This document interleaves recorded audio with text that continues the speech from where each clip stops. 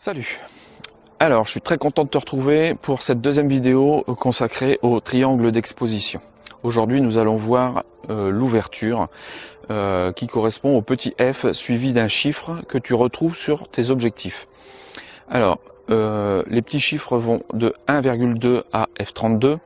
Nous parlons d'une grande ouverture sur les petits chiffres et nous parlons d'une grande ouverture sur les chiffres qui sont plus grands. Par exemple de f6.3 à f32. Alors, cette ouverture, elle va te servir à deux choses. La première, c'est d'être créatif dans tes photos. Plus tu vas prendre une grande ouverture, donc un petit chiffre, plus ta zone de netteté, donc ce qui va être net sur ta photo, va être étroit. Donc ta zone de netteté, c'est par exemple ce qui est entre mes deux mains, par exemple à f4.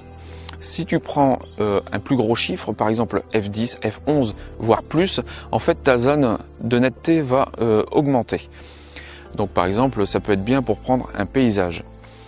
Si tu prends une petite ouverture, une grande ouverture, pardon, donc un petit chiffre, là tu vas être créatif parce que tu vas apporter du flou. Quand tu vas vouloir détacher un sujet dans ton image, tu vas créer un peu de flou en arrière-plan et un peu de flou au devant, à l'avant-plan. Et donc c'est avec cette ouverture que tu vas pouvoir réaliser ça. La deuxième chose, c'est que ça va t'apporter plus de lumière ou moins de lumière.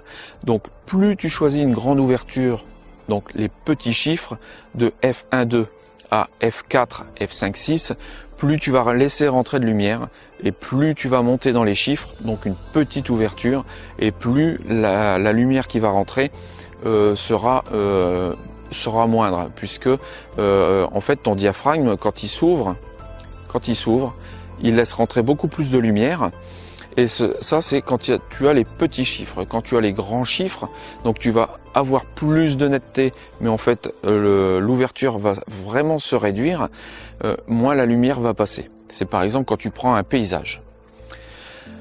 Alors, je te montre par exemple ce que ça fait quand on prend une grande ouverture. Donc voilà l'image. Donc tu peux voir qu'il y a beaucoup de flou en avant-plan et en arrière-plan. Et je te montre une image faite avec une grande ouverture, donc avec plus de netteté sur un paysage. Tu vois bien la différence. Voilà, l'ouverture, c'est ça.